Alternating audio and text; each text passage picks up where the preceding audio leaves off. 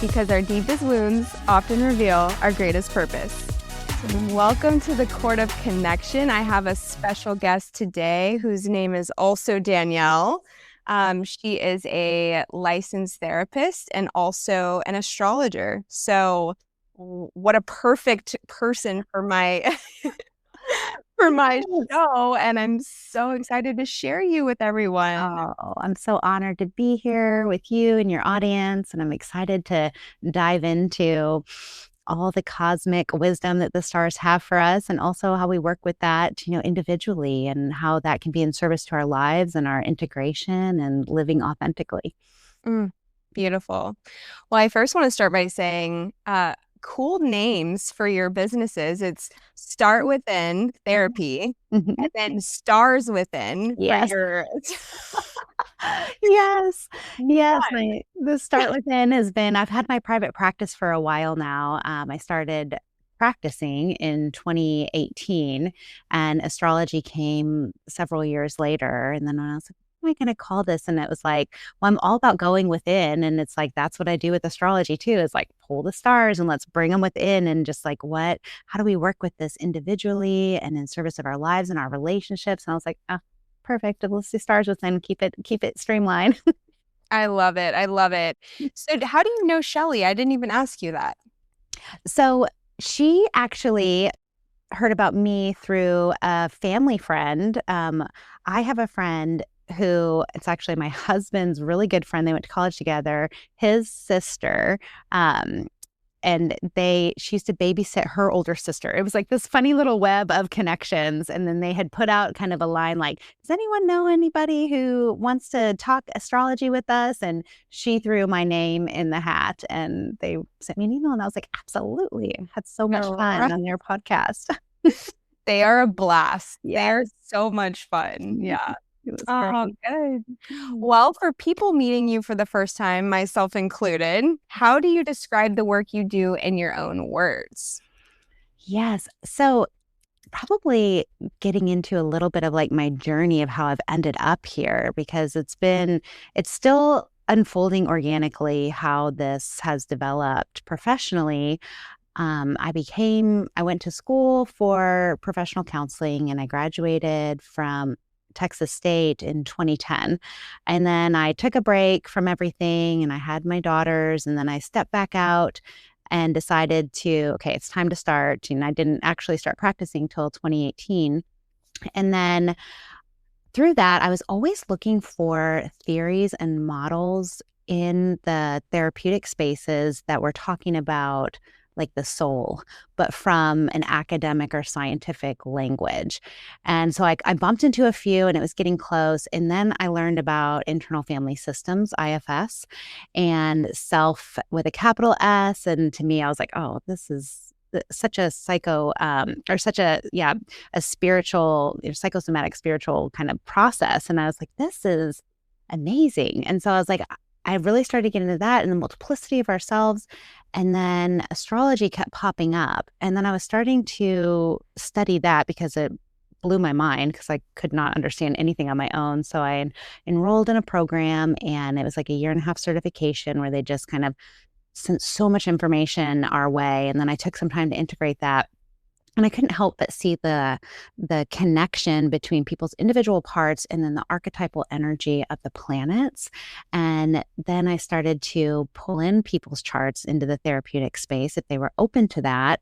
At first, just for my own study, like I'd have their chart up and we'd be meeting on telehealth, and I could like look at their chart and see things happening and starting to draw some connections. And then it's continued to deepen and really enrich the process. And at this point, anybody who's working with me is typically into astrology. Like that's how they come to me now. And so we're able to weave in kind of the birth chart and the myths and the stories and the archetypes and energies that the planets have to offer us, the conversations happening between their planets, and then also working with their parts and how this is kind of internalized.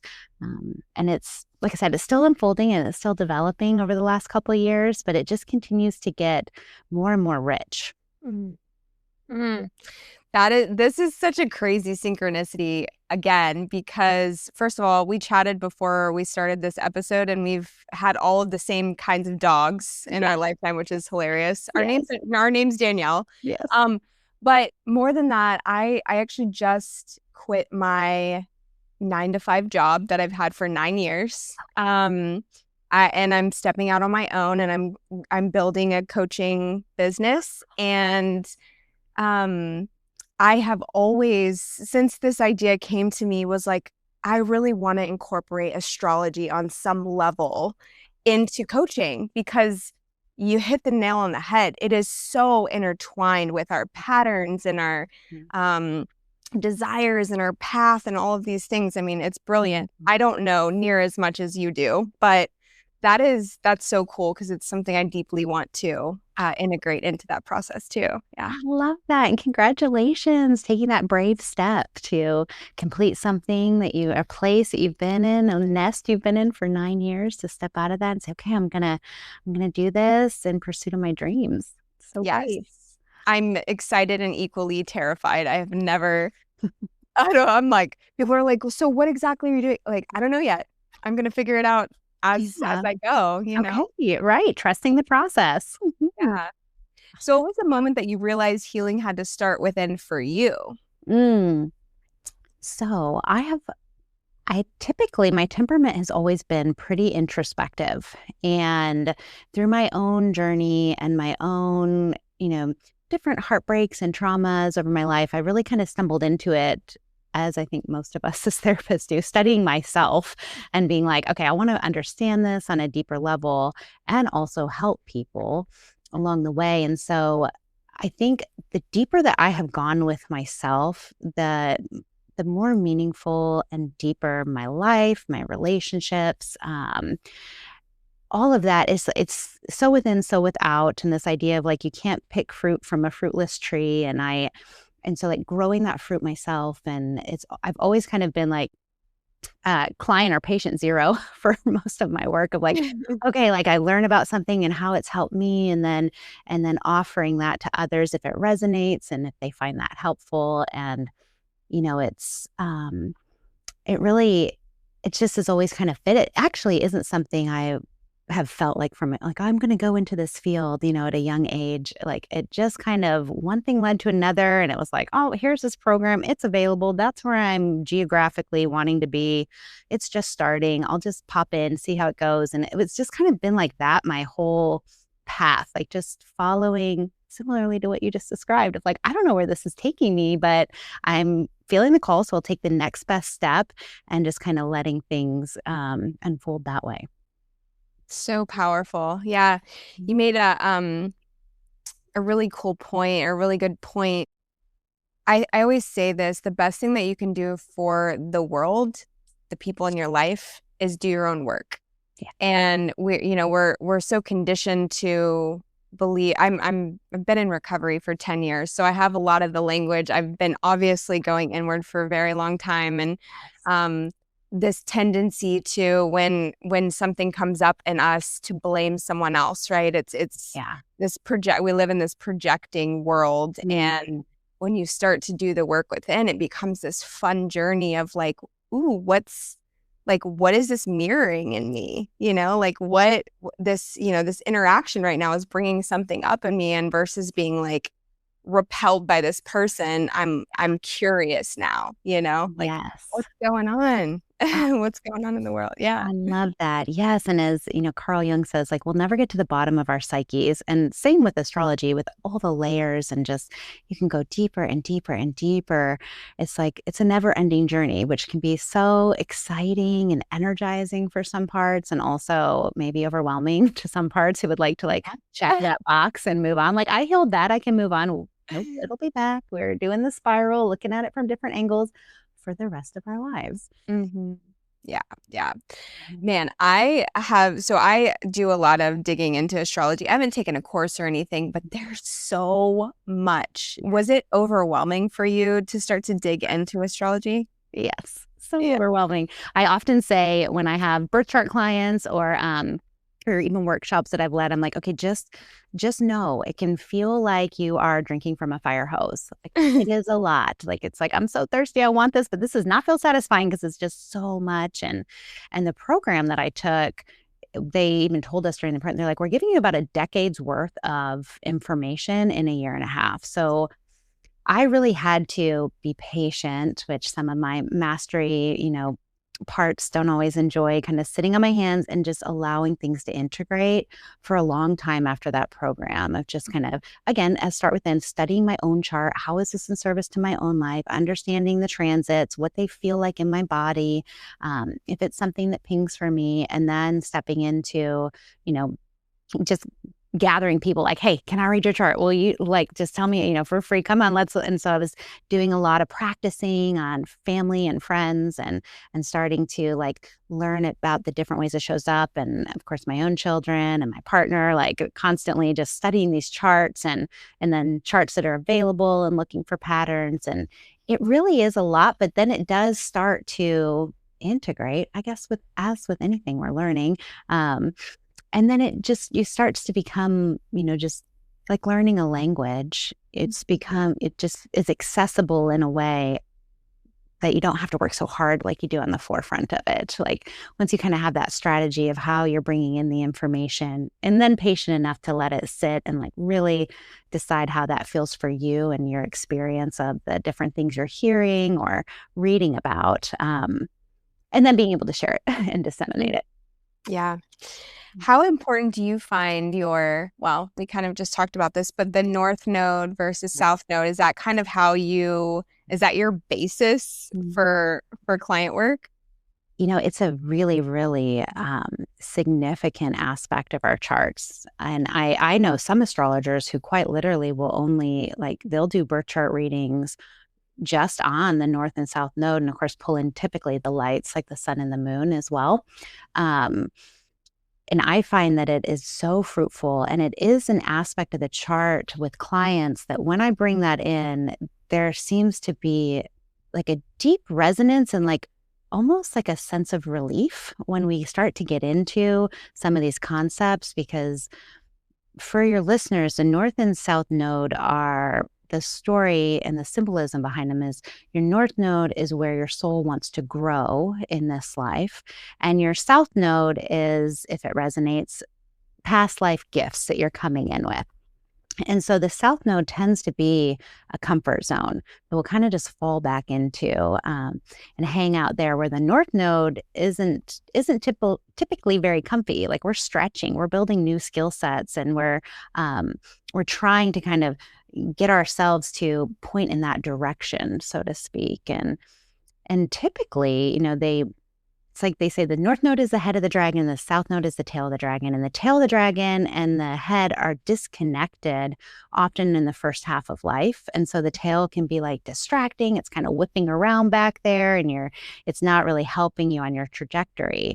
But then something beautiful happens where the North and the South Node kind of find each other in midlife. And all of a sudden the tail starts to work with the head and propelling you forward on your mission and your journey. And it can become so much more clear. And there's a courage and a willingness to, leave our job of 9 years and step into something in service to people to help them. And we start to feel really brave in that space, even though it's uncertain or unclear, or we don't know exactly what we're doing. And we can feel like taking all our sweet little imposter parts with us as we, take the next best step and find that alignment that really makes our soul sing. Beautiful, beautiful. Yeah. I'm actually in my Jupiter return. So it makes sense that I'm, feeling propelled for many reasons, but it has felt like this, just girl, you're going, whether you like it or not, because I feel like I've been at this threshold moment a few times in the past 6 years. Okay. And I have not been ready to, so it just keeps circling back around, and then developing and building and, all the other things that I've done to kind of prepare myself for this, which is nervous system work, which I'm also curious about with, how does that play a role in your work, in your own personal journey? Yeah. Yeah. Well, real quick before that, I love what you just said because it's such a beautiful reminder of like, you will not lose or miss, that which is meant for you. And one of the ways that I think astrology really supports us, as you're mentioning with like your Jupiter return, which is such an expansion growth period for all of us when that happens, that there's, this the divine timing of things, which astrology is all about the timing of things and the reminder that things are always in motion and moving. And if there is a moment it comes up and it's like, oh, I don't feel quite ready, it's like it'll come back. Jupiter comes back. He'll be back around, not too long after. And I love that. I love that, like the trusting and the waiting. And sometimes we can get really hard on ourselves or think in our little big brain parts that like we have so much control over things. And it's like, oh, there's actually so much magic in like the sacred surrender and trusting that divine timing.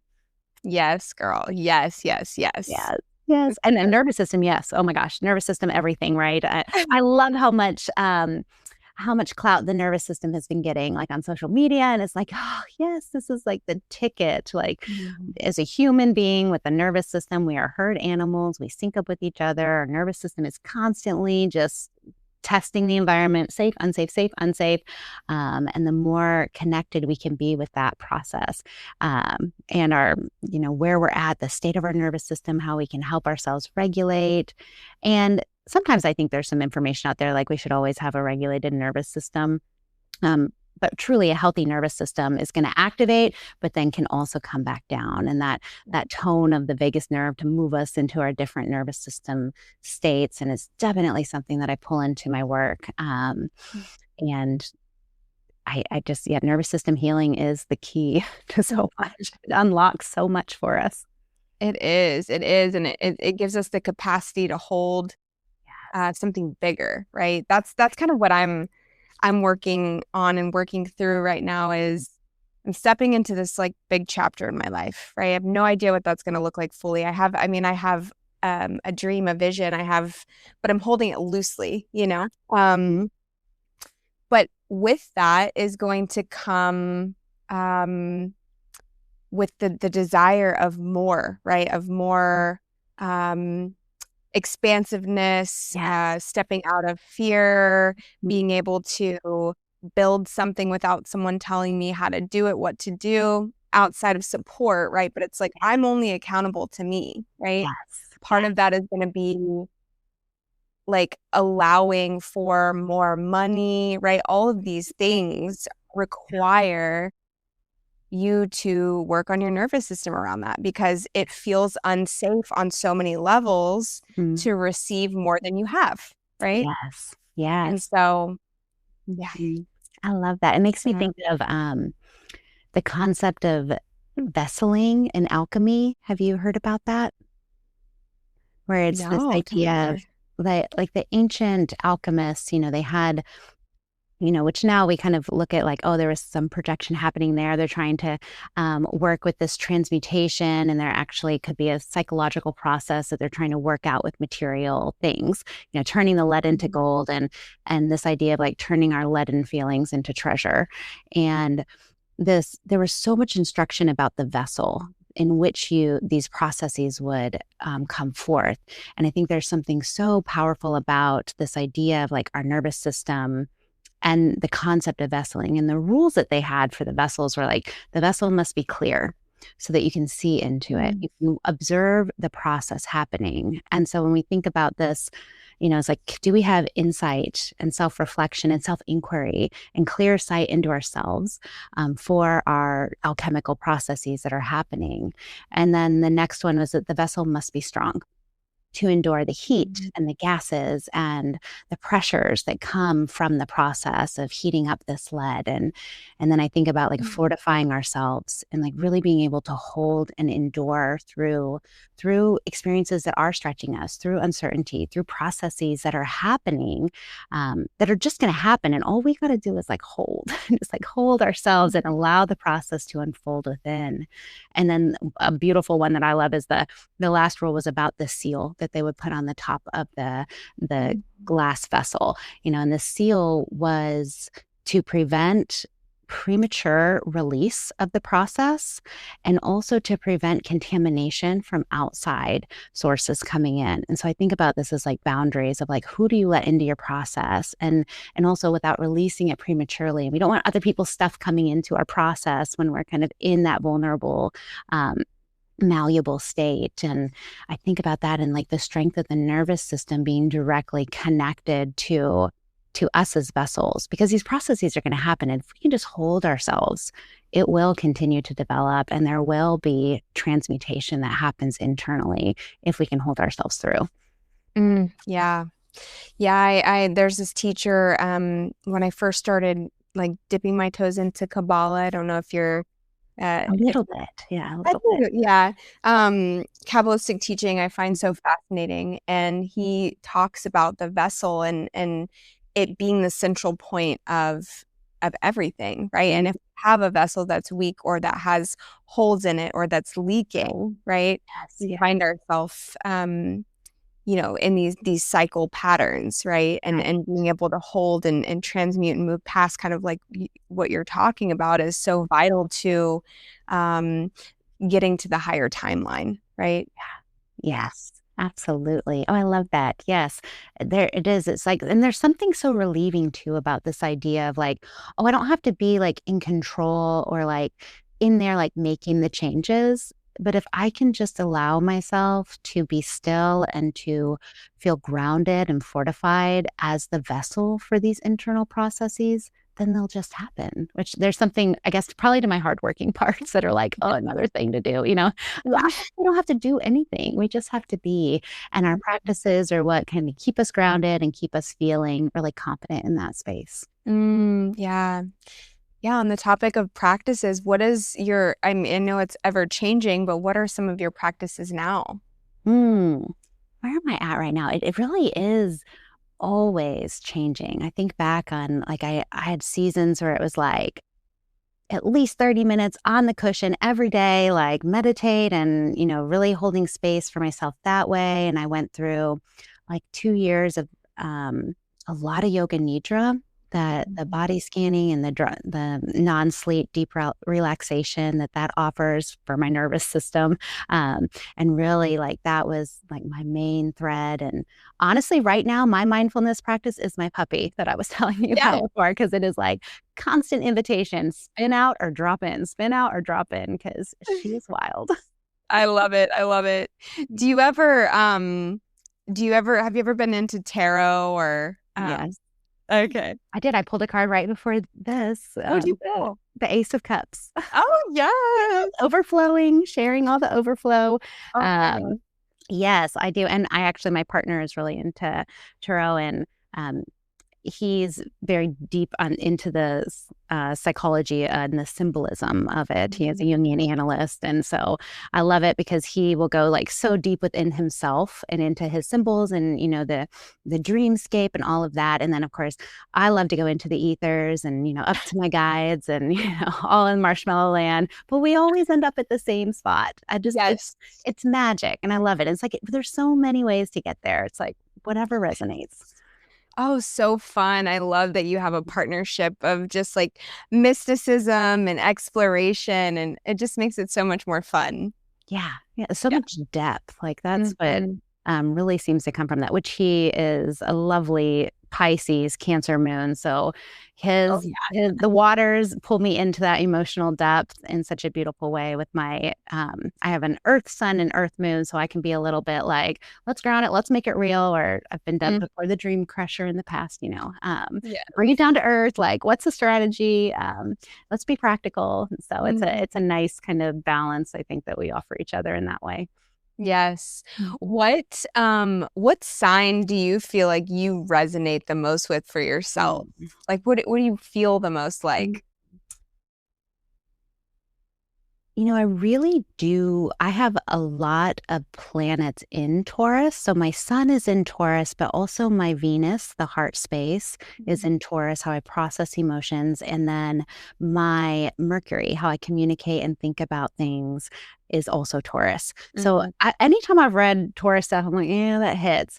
And I'm a Cancer rising, and I have found that in the last probably very Cancerian since becoming a mother, of really connecting with the Cancer script as well, and really tapping into that sensitivity and the nurturing that comes with that zodiac sign.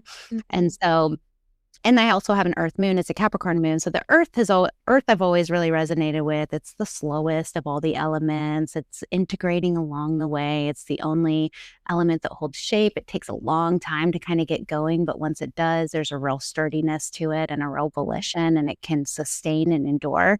So I've always really felt connected to that element. But I have noticed with the rising sign, and I have heard some astrologers say like that you rise into your rising sign over your lifespan. And so I used to maybe reject some of that sensitivity, maybe like in my 20s. And now it's been able to integrate in a really supportive and lovely way. I love that. Yeah. Yeah, I have it's interesting. So obviously I have my sun is in Leo and my rising is in Leo, and my moon is in Scorpio. And I feel like the middle part of my life, I have deeply identified with the Scorpio moon, but I've also kind of been in that, like, beat up, alchemize, get back on your feet, beat up, alchemize, get back on your feet for a while. And, I'm moving into this phase of my life where I'm integrating the more grounded parts of Leo now, right? Where it's not so flashy, see me, see me, see me. It's more just an embodied energy. Yes. Rather, you know what I mean? Rather than kind of graspy energy, which was obviously like my early 20s, teenage years for sure. But I did this reading recently, and I'm curious what your take is on this. I know it can be controversial in the astrology world, but have you ever done any work with the like hidden sign, like that there's supposedly, the 13th, the 13th sign, and that it's more aligned with like the 5D kind of, I'm not going to say this right, but the direction we're headed, right? It's more evolved in that direction. Have you? I've heard about it. I can't remember. It's like Ophiuchus? Yes. Yes.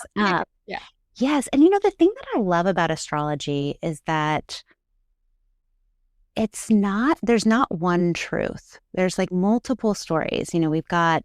We have Western tropical astrology, and then we have Eastern Vedic astrology.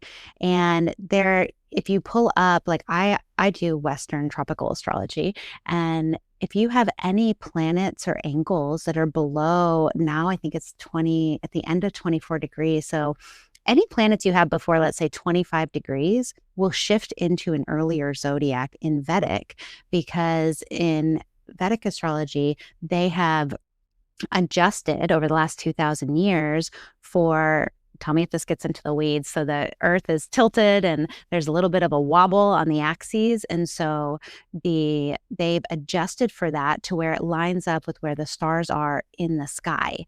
And so if you were to, like right now in Western astrology, you pull up the chart and it says that Venus, let me see, where is she right now? She's in, okay, so Venus, no, she's not. Mars is 9 degrees Aquarius right now in Western astrology. But if you were to go look outside with a sky finder or your telescope, you would see that if you could, I don't know if you can see her right now, but if you can see her or see him, you would see that Mars is actually in Capricorn in the sky. And so that's what the Vedic has adjusted for that. Now, Western astrology, it is tracking something different, because Western astrology has always held that the beginning of the zodiac is at 0 degrees Aries, which connects with the spring equinox. Yes. And so Western astrology has always held to the spring and fall equinox and the summer and winter solstice as the 0 degree cardinal points. So there hasn't been an adjustment with those degrees to accommodate the axis wobble. of the earth and the way that it ticks just a few degrees every, I think, 100 years or something. It's like a degree or half a degree. Um, and so that's the main difference between them. And sometimes there's a flare up that will happen every few years in astrology of like, oh, astrology's all wrong. If you go out and you look, the sun is actually not in Aquarius, it's in Capricorn. And there's a big debate that often comes up with that. And so I've heard a little bit more of this kind of discussion about the 13th sign, because now, as we have more visibility into the sky and the constellations and the stories and the myth, I think it's all fruitful. It's just kind of what's resonating and what feels supportive versus what is right and what is wrong, which I love. Like one of the things with like Venus, for example, they had the Greek mythology, talking about Venus and the art displaying Aphrodite and like all of these versions. And then, across the world or far away, someone else was like describing a different kind of Aphrodite Venus, where it was much more like assertive and kind of more forward in that way versus soft and receptive and had more of like bright light in the art around her. And instead of saying which one's right or wrong, astrology said, okay, we've got morning star Venus and evening star Venus. And we can work with both of these facets of the Venusian energy that's offered to us. And I just think there's something so lovely about that. Like even the house signs, whole sign, is a house system where it puts one zodiac that completes a whole house. And then there's Placidus, which if you Google free birth chart, it will default typically to Placidus, which puts your first house starting at your rising sign degree. So if you have a late rising sign, your first house might just be a few degrees of your rising sign and then majority of it the next sign. And so those are house cusps and house rulerships. And I have found in my own practice, at least, that there are times where my Placidus chart really resonates with me and I can see how I'm working with that and I can see the story there. But then, and I have a lot of late degree planets, so they'll shift from like 6th house to 7th house. And a lot of that happens when I switch house systems. And then I can see also how my whole sign works with it too. And so some people feel like, oh, I need to know the truth. And that's usually, we can usually find that on the chart if there are parts like a strong Saturn, that's like, this has to be black and white. What's happening here versus the kind of the great mystery and like, how is this supportive in this moment for me? Oh, I love that answer. And that's where I've always kind of lived. I always describe myself as someone who lives in the gray area. There's not a whole lot of black and white for me. It's not wrong or right. It's just kind of how I live. And, when I got this birth chart reading for the 5D reading, it was so cool. And she, she's been an astrologer for a very long time. And she was like, I don't think like there's this other chart, the Eastern chart is not wrong. I still use it. It is still a central part of my study in my life and how I coach people. And right. And that's like the best word to describe black and white is like, right. Yes.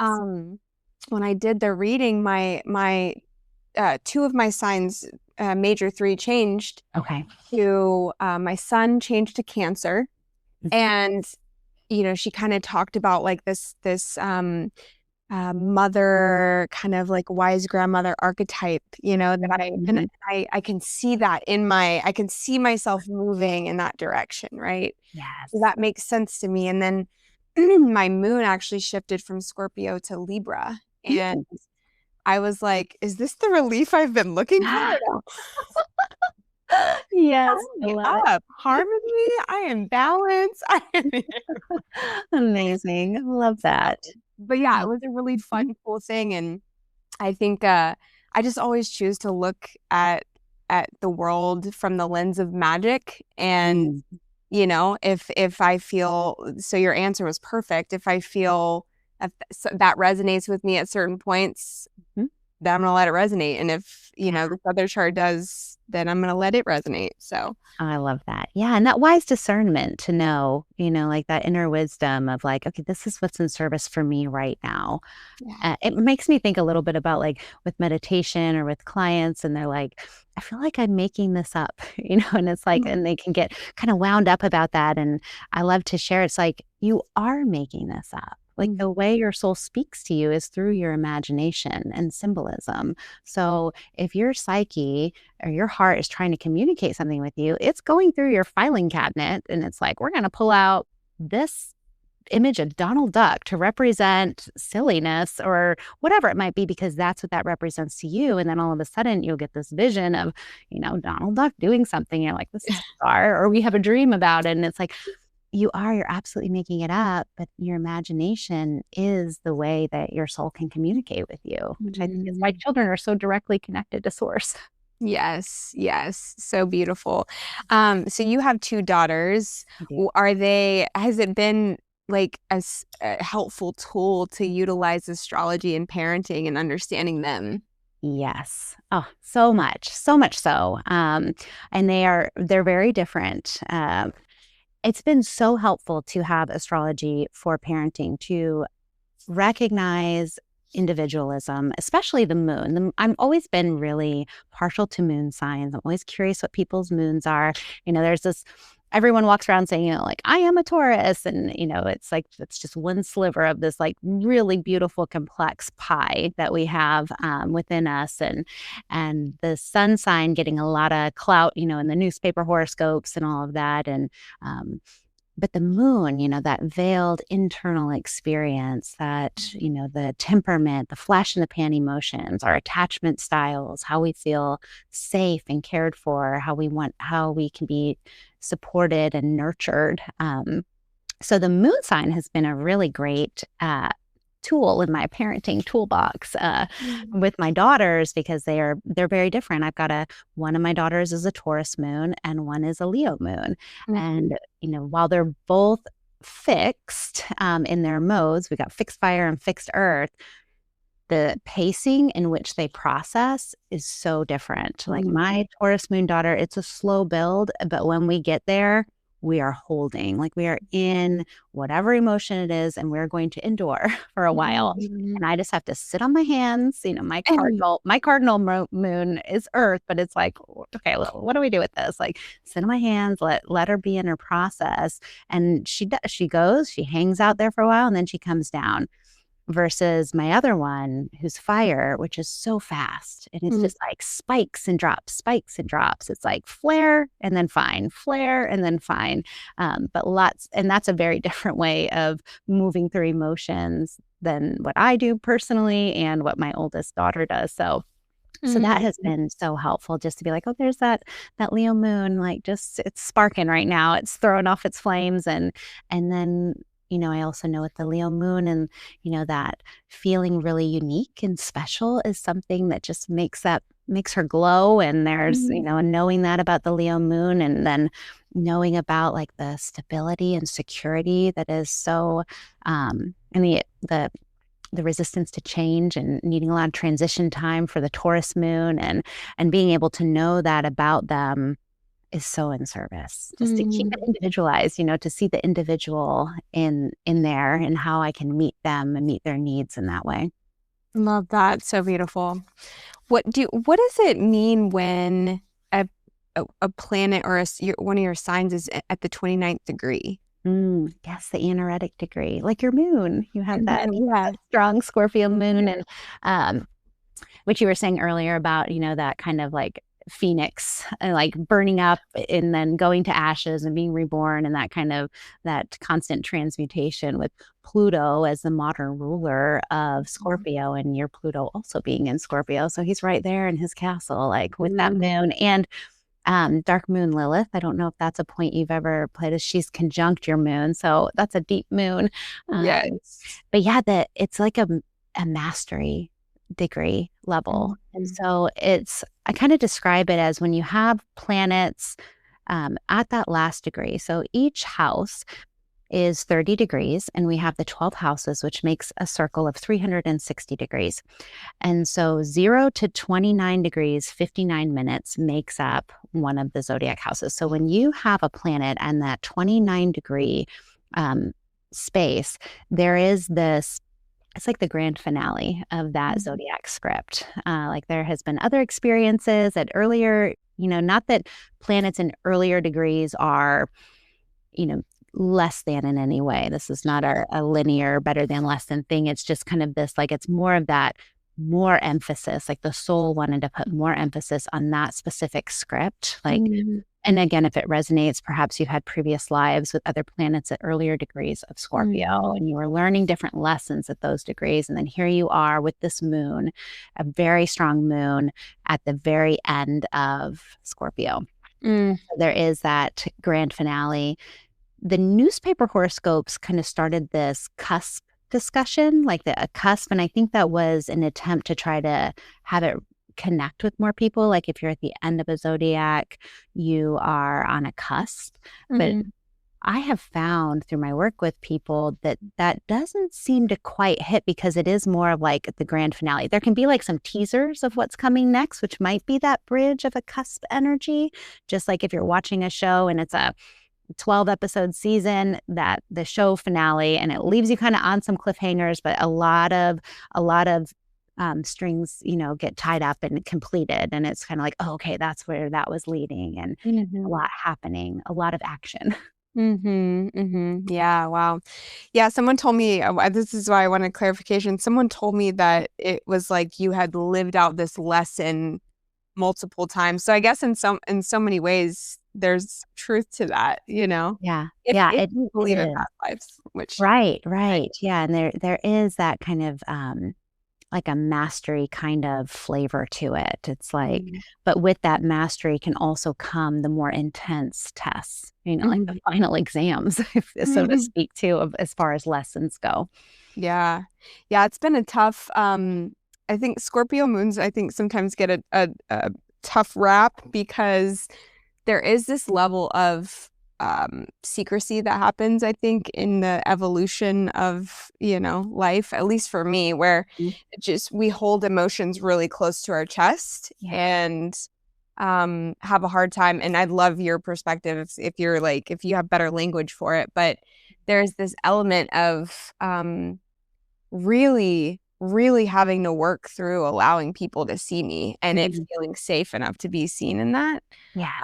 But I remember being, and maybe this has nothing to do with Scorpio moon, but I feel like an aspect of it does. I just remember always being like a secretive kid. Like it was so hard for me to share my internal world. And I would watch other people do that and just be like, how do they do that? It was just like this phenomena to me. Like, how does anybody do that? Yes. And so Yeah. when I got into recovery and was, have like pushed to move past that, if I was going to stay sober, I had to be honest with people. I had to allow myself to be seen, right?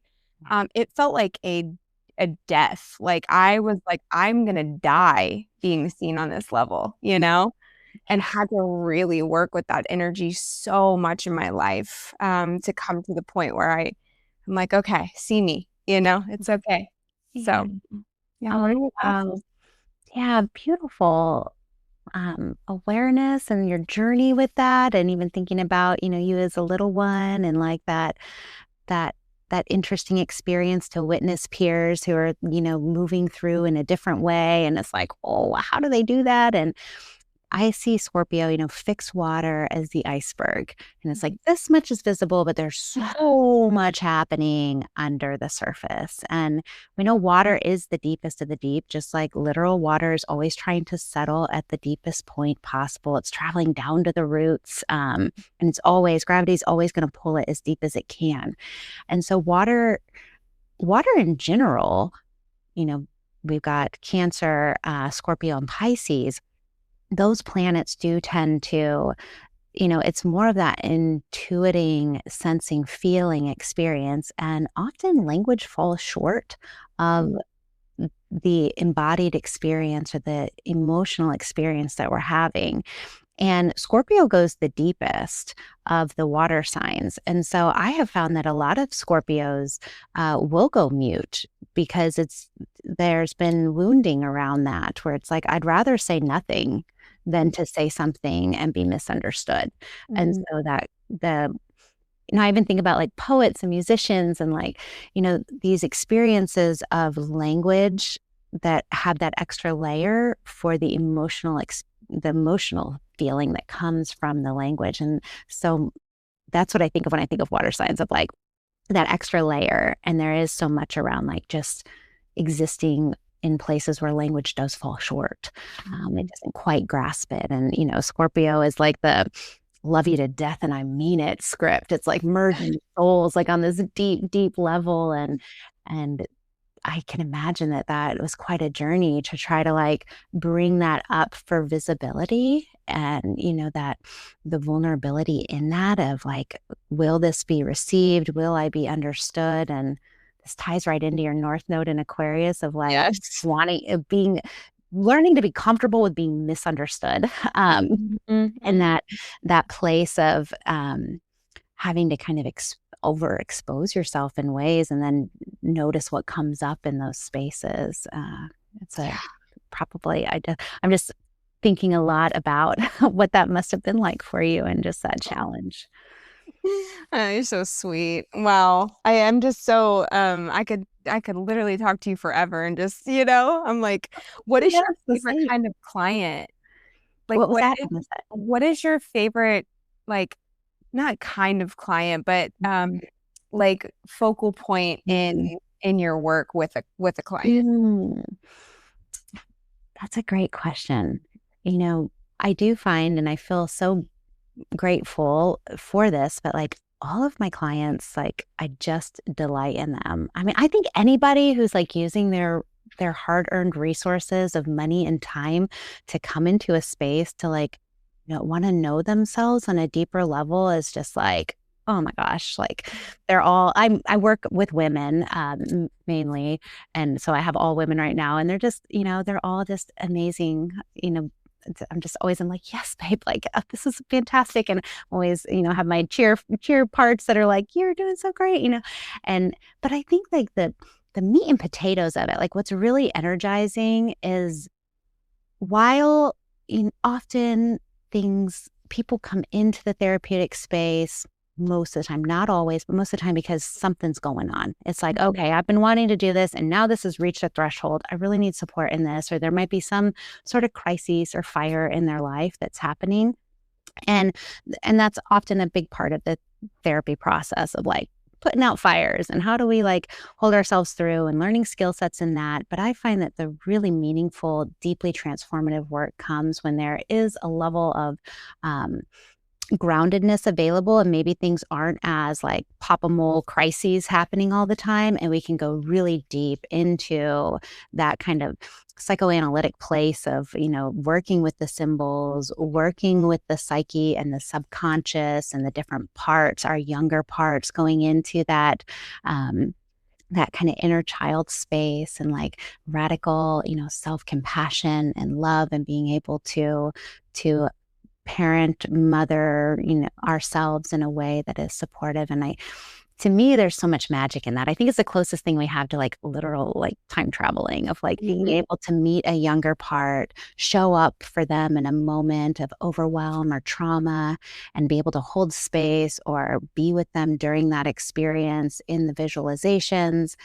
And then to kind of come out of that and be like, when that was actually happening to me in my real life, I felt a presence. And it's like, was that you right now, going back in that moment to like hold that space? And it happens so often in this work, and it blows my mind. It gives me chill bumps. It's just like the most beautiful thing to get to walk beside people as they journey through in that way.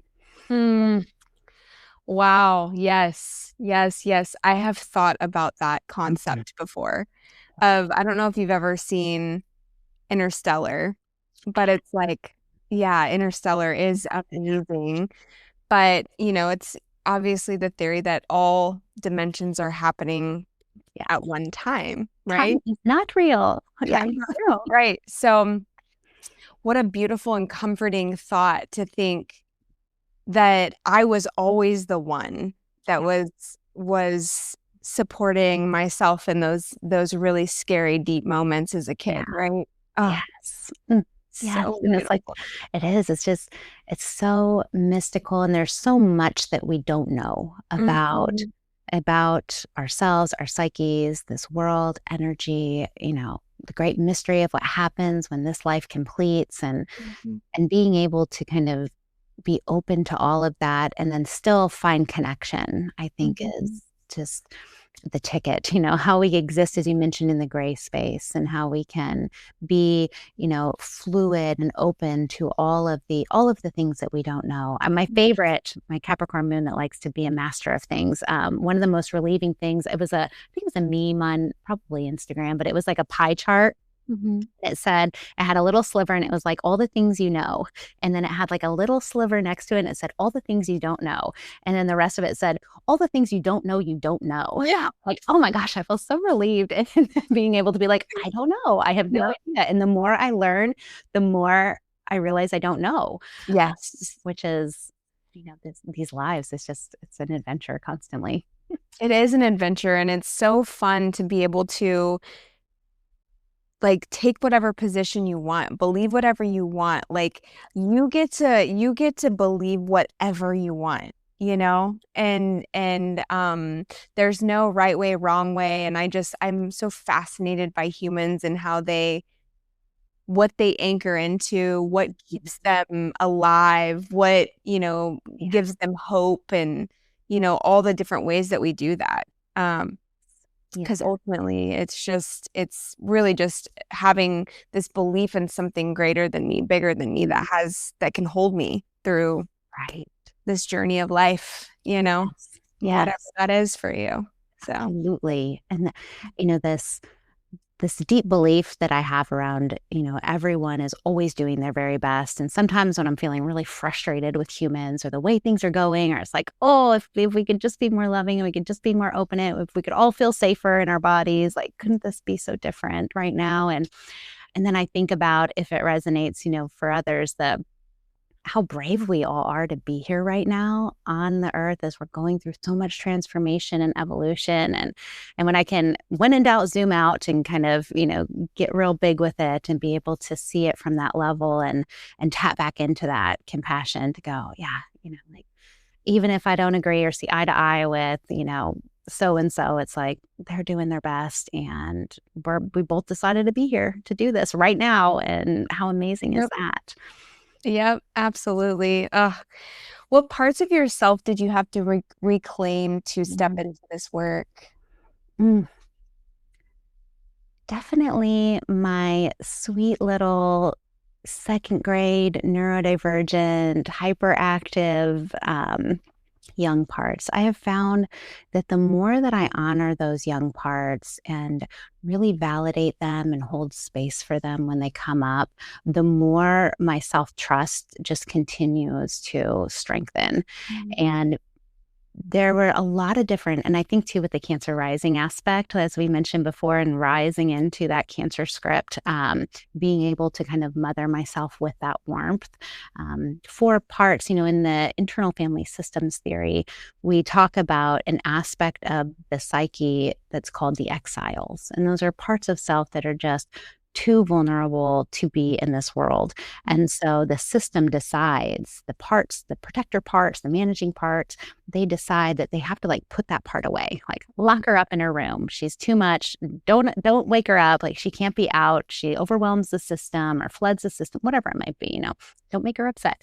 And so they keep her locked up. And so my work of like really building trust with all of my protector parts so that I can get to these aspects of self that have had to be locked up in their room and weren't allowed to come out or be seen or witnessed in their big feelings. And that to me has been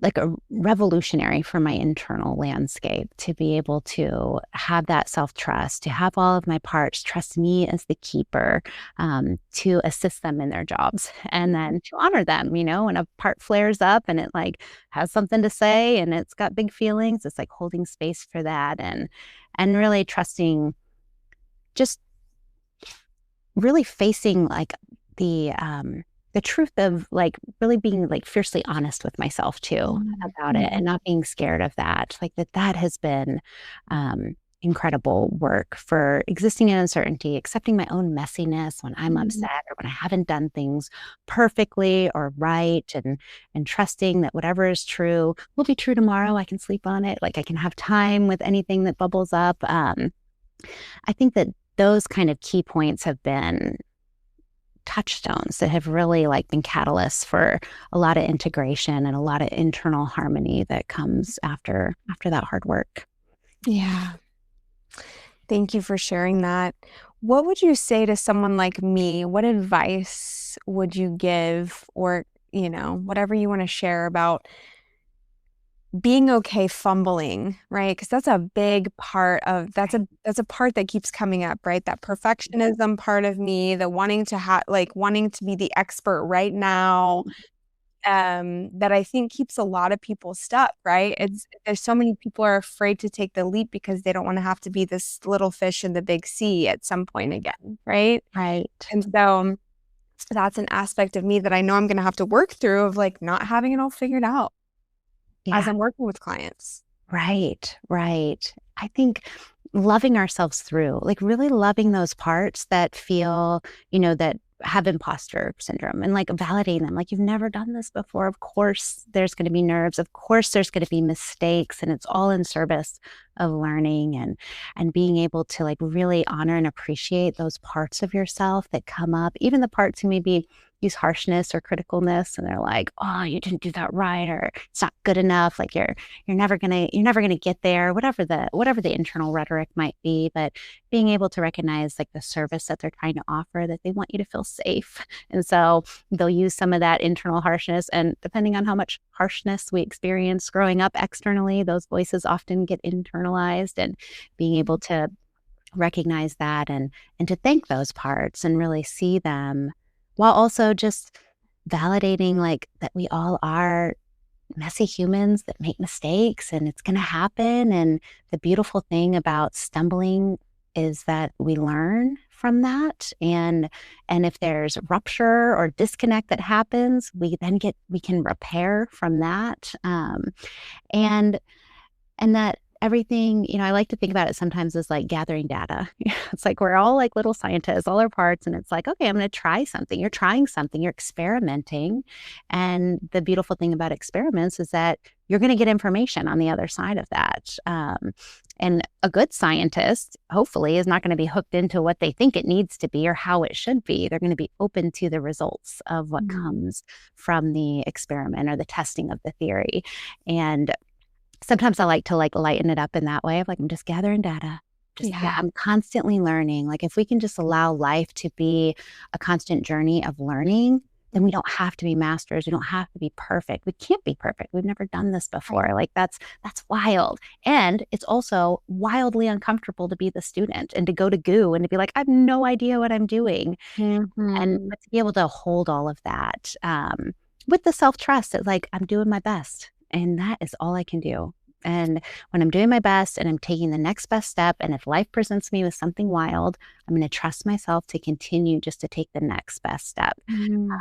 Because if you could do better, I have no doubt you would. So it is true. Like, you're doing your best. And so that is something that I think can be helpful for some of those more nervous parts or anxious parts that can get into that fear-based place. And then the trust, as you mentioned, of like, circling and orbiting around you, several times before stepping into that space. And, that the trusting that life is unfolding for you always. And sometimes it's hard, and we're learning really hard things in those moments. And while I never want people to suffer, I know I can say for myself that I have learned the most about myself, and I have been sculpted in the most painful moments of my life. And I don't know that I would be who I am today without going through those failures, without having those heartbreaks and those painful times. And so I am grateful for those as well. And sometimes being able to play with perspective like that can help create some spaciousness when those parts kind of fire off in the internal atmosphere. If we can have a big atmosphere to be like, whoa, look at that one.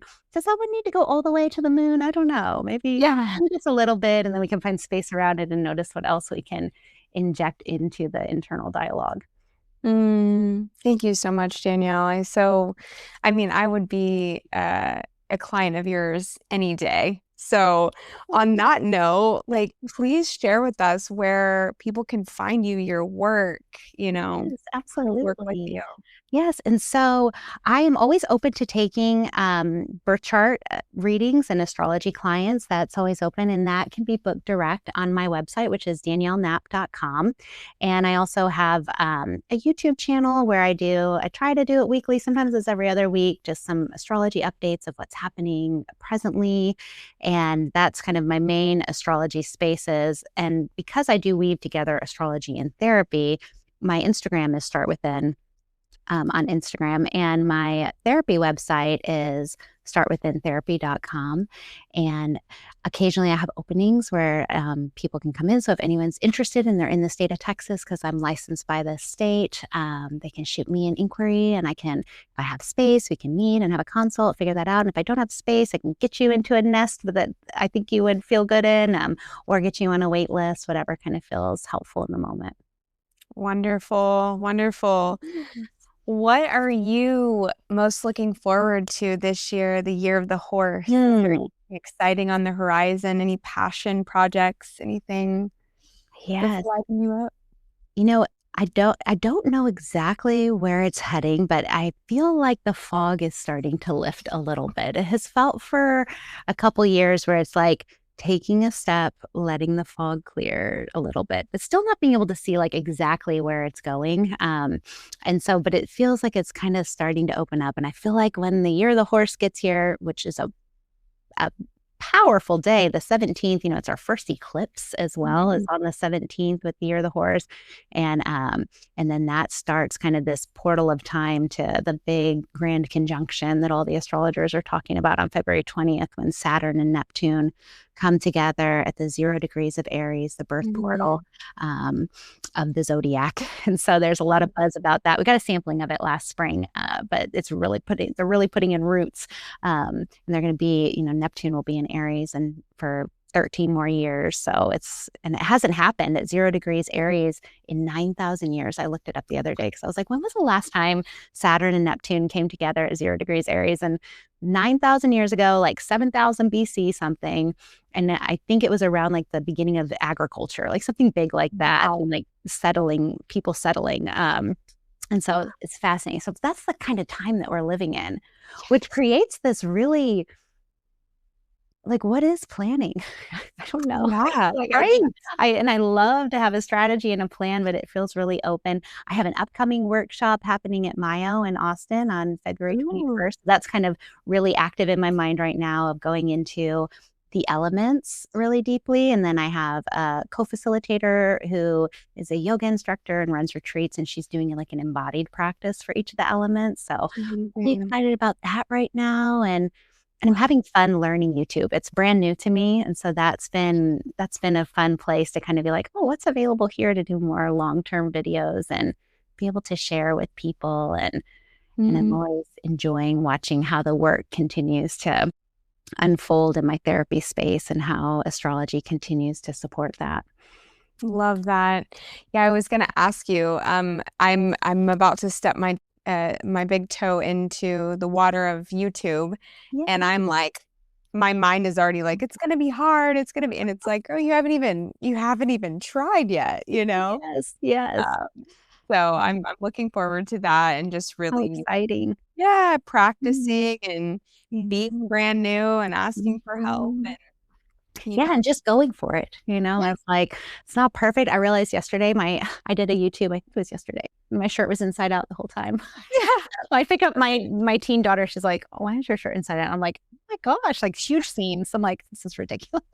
But that's what my whole video was. And, just going for it. And I heard something the other day that I really loved. And it was a discussion, kind of a state of the universe kind of conversation with an intuitive that I deeply trust. And she was talking a lot about how there's a shift from like visibility and this idea of like needing to reach like the masses versus like the quality of the people who resonate with you, and that being like fewer in numbers, but more meaningful. Like that when we're like finding our groups or finding people we resonate with, like more of the small group versus like I need this to have, 1 million views or whatever it might be, like that there's more of a shift of like the quality of the connection and the resonance with the people that do find you, and like trusting that even if the visibility maybe isn't what we see out there with some of the influencer culture. But I think there's going to be a shift in that, the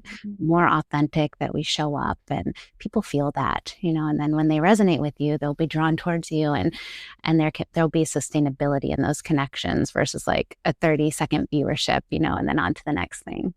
Yeah, I love that. So true. Because I personally, the people that I've connected with on my journey and have wanted to learn from are people who show up authentically, but who have also really like been in the mud and are not afraid to show and share that journey with people. Right. Yeah. The humanness, being able to connect on that human level, it's a huge value of mine as a therapist. It's like, yes, I have this training and this experience, and I've got, some skills and expertise that can be helpful, but also I am just a human meeting another human, and it's the relationship that is healing. And I just deeply feel so honored to accompany, people on their journeys for the time that I'm with them. And I kind of see it as like showing up alongside them, with a lantern for a little while, and then they go on and they have the rest of their journeys. And I have my imaginings of what's happening for them.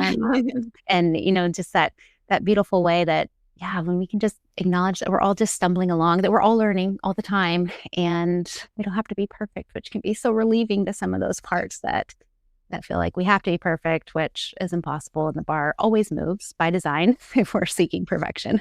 Yes, absolutely. Absolutely.